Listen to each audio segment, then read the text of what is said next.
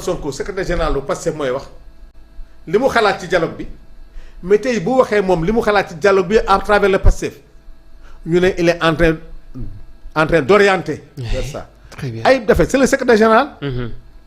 moom c'est le président du parti.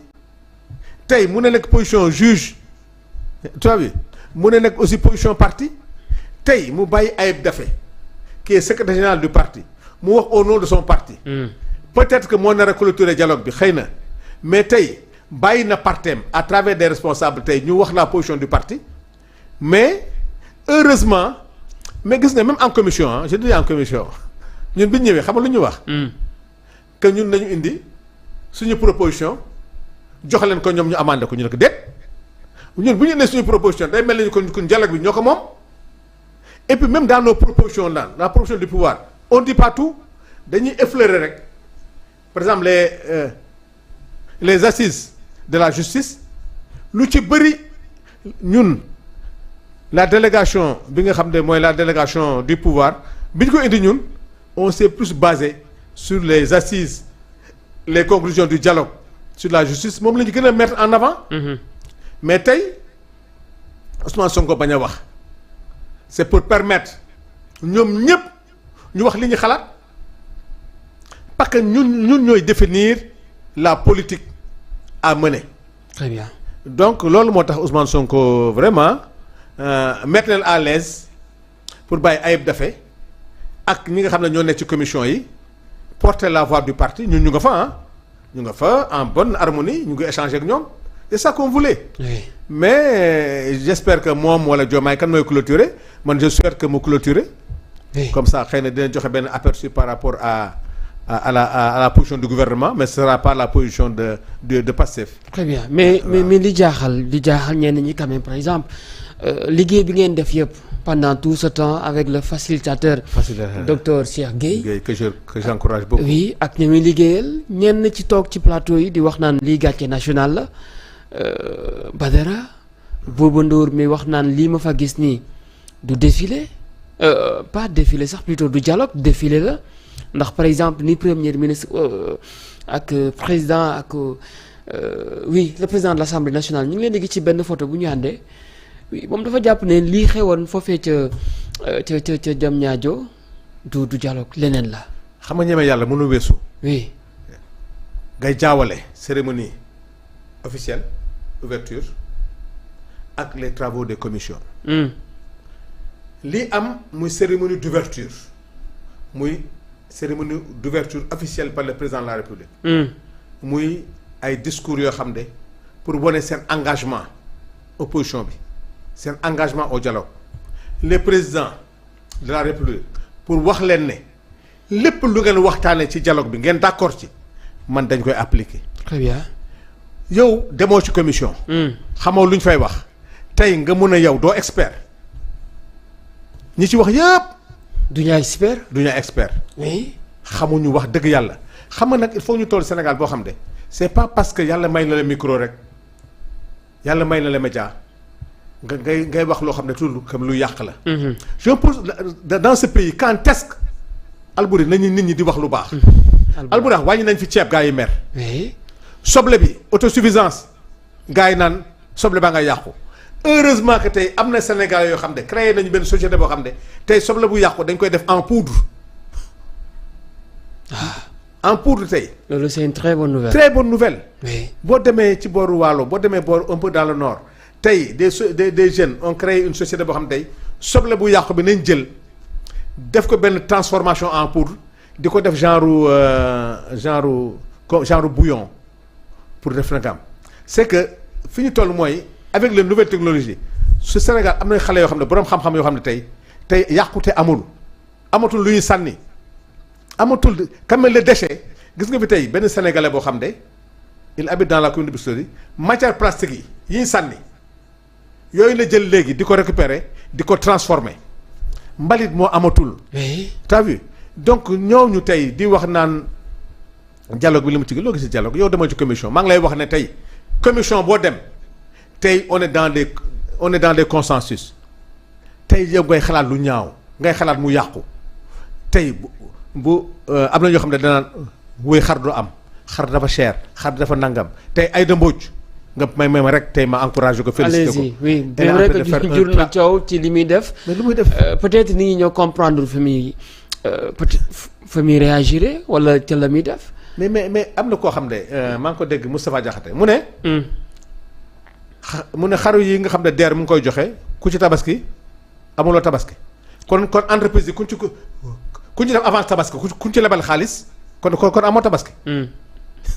loolu la Diakhaté wax de. ah moom nee na xar yi kuñ ci lebal. oui amoo tabaski kon entreprise yi kuñ ci lebal amoo tabaski. amoo tabaski. màkk. ku ci leb wala ku ci def nangam ku ci def nangam ku ci def nangam am na natt yoo xam ne day dem màkk ci ay natt. seen tuñ dem société yi am na ñuy xam ne dañuy maye donc xam nga nit ñi. dootuñu xalaat lu baax. yow Sénégal yi nekk dans des difficultés. tey nga am société boo xam ne nga am benn département boo xam ne tey day lebal nit ñi pour ñu liggéey mu ngi koy def. su la keroog mu ngi def gis nga li mu organisé sur la session sur l'art culinaire le salon bi ñu def tey sur l'art culinaire ñoo xam ne ñooy togg restaurant yi ci mbedd yi pas les hôtels ñu organiser leen financer leen ba yàlla may leen ñoo xam ne tey ubbi nañ ci ay industrie ñu ngi ci tey niveau boo xam ne tey financé nañ leen sur le plan de l'industrie pharmaceutique on a financé des pharmaciens on a financé des jeunes agriculteurs on a des jeunes éleveurs tey yàlla may leen ñooñu nga financé tey ba ñu am defar ay élevage nga permettre leen dans l'écoulement de ces marchés tey nga jël seen xar yow jël ko tey un sanu jonn boo xam ne tey j'ai du mal ma jënd benn xaru 200 000 parce que tey xar yi bu manqué 200 000 la jëm 300 000. tey fexe nga ba yow ñooñu nga financé woon tey fexe nañu ba indi ay xar yoo xam ne tey à un prix symbolique de 100 000 francs 130 000 150 000 au maximum nga jaay leen ko lebal leen ko ñu fay ko en 5 mensualités tey mais ñi ngi koy jox mooy ñi nga xam ne dañoo nekk dans un peu dans la précarité. nga ne ñëw loolu baaxul kon lan moo baax ci Sénégal cette générosité bi ñuy wax dans l'islam dans toutes les religions que qu'on soit généreux que ñu aider le prochain tey mu ne loolu ku ci tabax kon moom bi muy nekk assemblée nationale bi muy nekk à la mairie de Dakar. moom Moustapha Diakhaté bi muy liggéey. kon lépp loo xam ne mos na ko jël moom. ci avance tabaski wala ci ndimbal man maa ngi assemblée nationale parce que régime bi moom seen régime da doon joxe ndimbalu tabaski mairie yi dañuy joxe ndimbalu tabaski gis nga ci mairie yi nit ñi di rang ñu joxe secours au tabaski kon ku ñu jox secours kon boo ci tabaskee yow avance tabaski pour lan la. du pour tabaski mais dañ la ko lebal may ñu la ko de. da nga koy fay 2 mois 3 mois 4 mois tous les pensions ñi am pension yépp jot nañu avance tabaski woon nga ci jënd xar kon yow xar boobu kon lewul nit ki buy wax na wax lu rafet Aïda Mbodj li mu def tey ku gis xar yi ñëw keroog ñëw Seras dina tax le marché wàcc waxuma sax au-delà que mu jox ko parce que objectif u Aïda Mbodj du uniquement jox nit ñi xar de. c'est que concurrence bi dina tax les prix vont baisser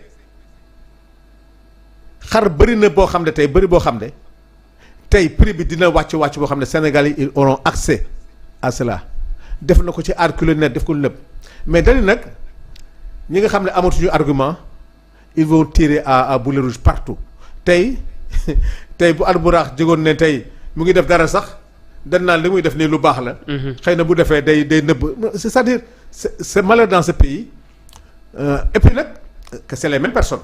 et puis li ma gën a naqari ñu nekk ay mag. yu am ku yor réew mi nag Moustapha Diakhaté a été président de groupe parlementaire. il a géré ce régime. moom tey mënul wax ne régime boobu mu àndaloon nekk président groupe parlementaire tout a été rose. am na ci lu baax am na lu safaanoo Babacar Gaye il a été dans un régime am na lu baax am na lu bon te moom aussi ñun ñëpp nous sommes des humains nous ne sommes pas exempts de reproches kon boog boo tollee foofu yàlla may la nga am ay xale yu ñëw di liggéey. nga war leen accompagner. nga war leen accompagner. très bien mais quand tu as la haine dans ta bouche saa yoo waxee rek wax loo xam ne safaan la ci mag te bu doon sax mosoo gérer réew mi tey man li ma leen di demander rek mooy nañu jël c'est-à-dire qu'il soit responsable. am na yoo xam ne nag vraiment rafetul si ñoom parce que ils ont géré ce pays pendant des années ils ont été Moustapha Diakhaté il a été à la ville de Dakar Moustapha Diakhaté il a été à l'Assemblée nationale président du groupe parlementaire na fàttaliku fii ne am na bi muy nekk président groupe parlementaire li nga xam ne dañ ko doon jox groupe parlementaire yi am na lu mu ci waxoon na xool ndax loolu jaar na yoon wala jaarul yoon. très bien jërëjëf honorable laataa ñu dem ci beneen ponk bi ñeel président Macky Sall mbiru Major Kandji oui. Major Kandji dégg naa ko. oui dégg naa ko son problème ci problème foncier laa dégg. c'est le problème du Sénégal. gis nga problème foncier bi Albourakh buñ ko réglé wul. oui. ça va faire de ça c'est-à-dire moo raw xam nga président bu ñëwee wax ko Abdoulaye Wade l'avait dit Macky Sall ci boppam ne woon na ci taabalam li ci ëpp c'est un problème foncier gis nga pouvoir bi Albourakh man gis naa ci dossier yoo xam ne sur le plan foncier buñ ci deful ndànk musiba dina am. donc que je vois le major Kandji j'étais très surpris wax dëgg yàlla j'ai été surpris dégg ko ci litige foncier mais dégg naa ci nag ay outrage à officier